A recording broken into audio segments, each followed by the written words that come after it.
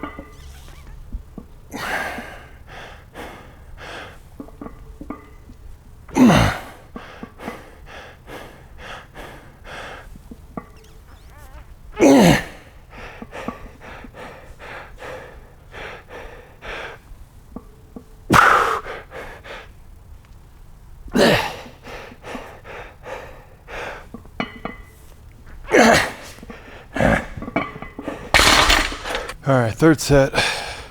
Did 14 on my third set last week. Still feeling mediocre on my back, so I'm just gonna go for 15. That's it.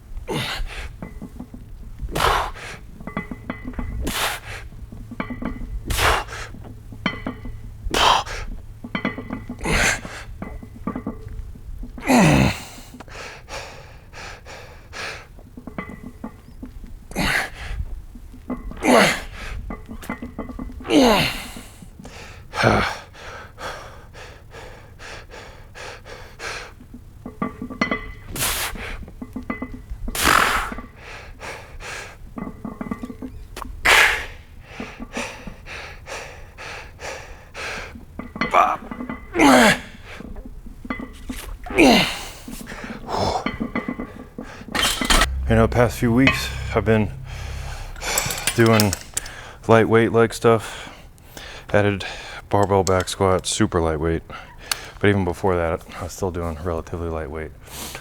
And frankly, I don't know if I'm used to it yet, because when I was weightlifting, 3 reps was a lot. The most I ever did was 5, and that was like a couple times a month for like 1 or 2 sets. And I used to love going heavy, but, you know, I can't really say I felt good after, but I enjoyed going heavy. And now that I'm going light, it's a different kind of pain, and I don't know which one is worse, because this is getting dangerously close to cardio for me. I only did 10 on my last set last week. I'm not trying to do anything crazy. My back is actually not in pain. It doesn't feel good. So I'm not going to push it again this week. So hopefully next week it feels even just a little bit better.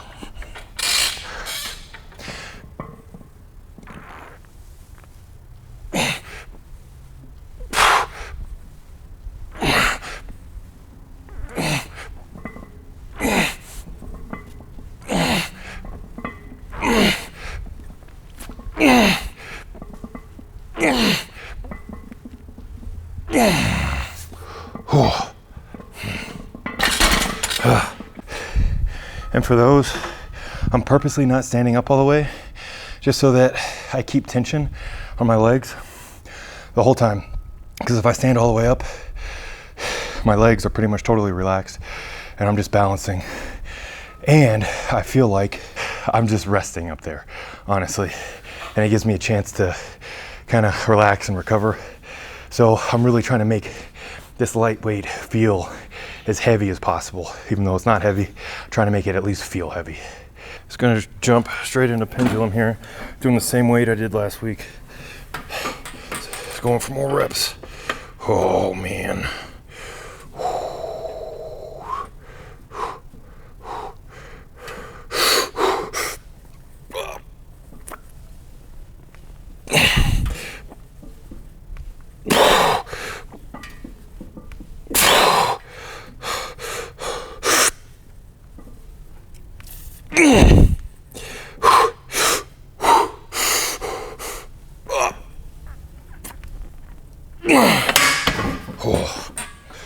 I don't remember the last time I felt good on a leg day.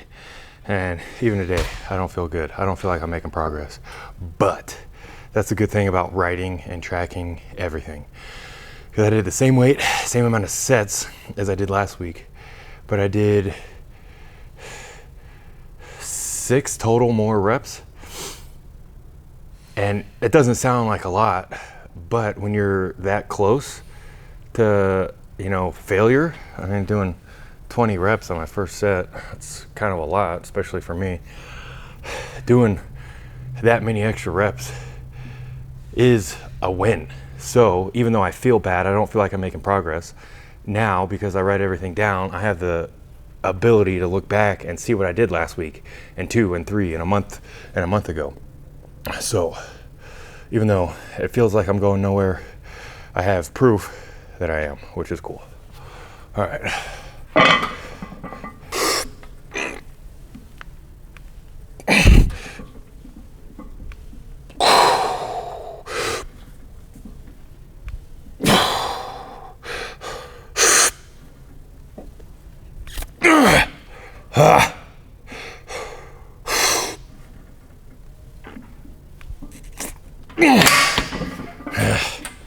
Hoy.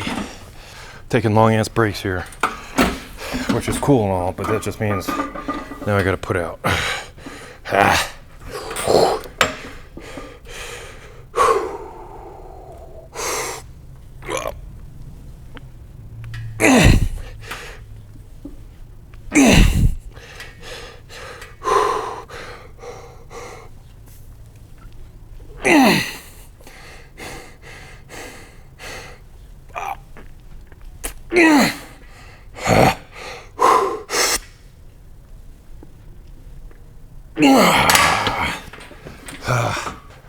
Did 4 sets last week.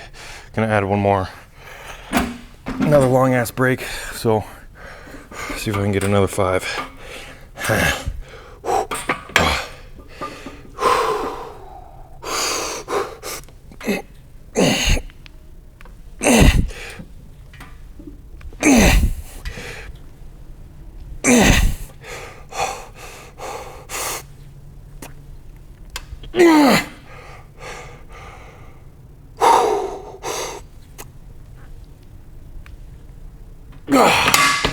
Hoy. All right, gonna pick up the pace a little bit here. Well, not really, but giant setting. RDLs and leg press and calf. So It'll feel like it's moving faster at least.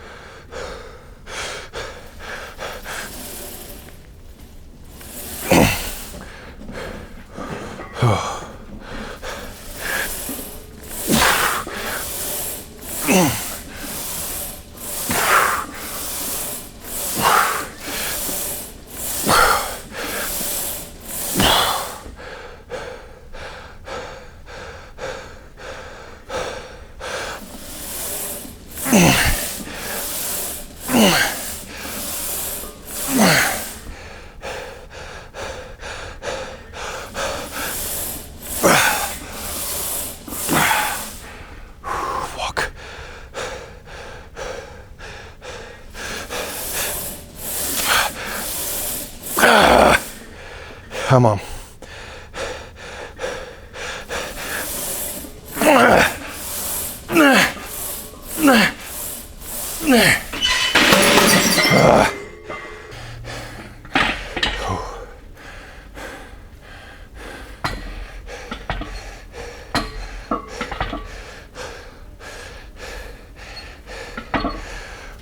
I'm not even going to count that one. It's too late. For these dumbbell RDLs, I'm really just focusing on that lower half. I'm getting a really good stretch.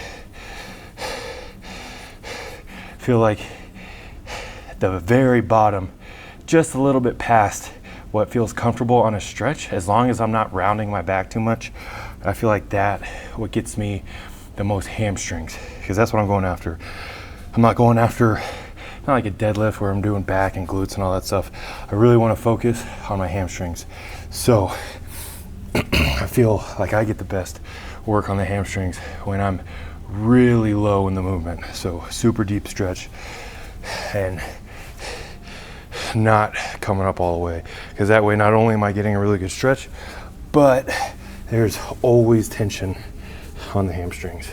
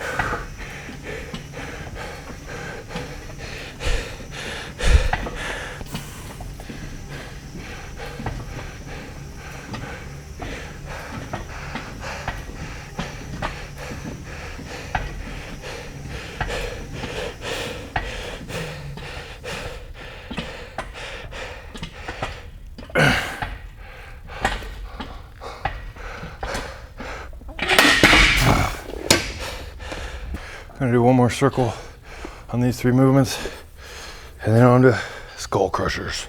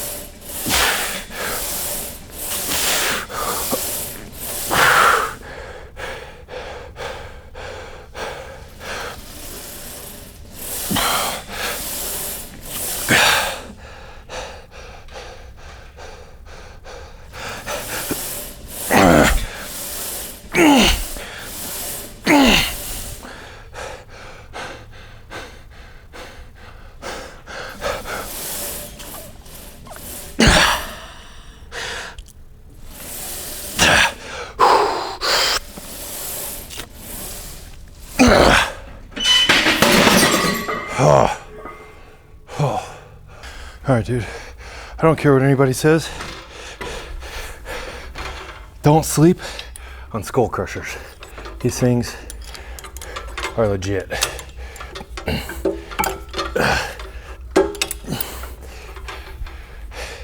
They're a really good squat auxiliary.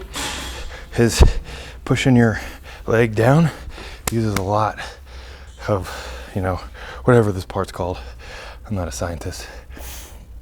Just don't make eye contact with anybody when you're doing it. Especially this one.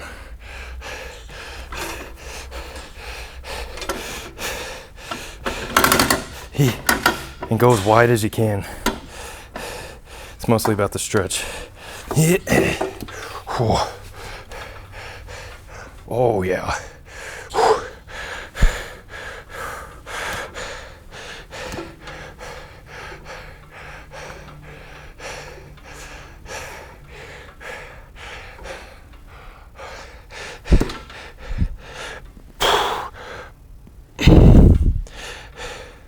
Really taking a second at that stretch position.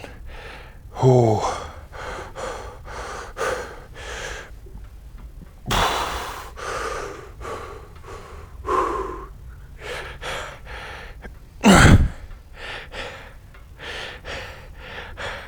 And at the end, just doing partials and as wide as you can go. Oh, it hurts so good.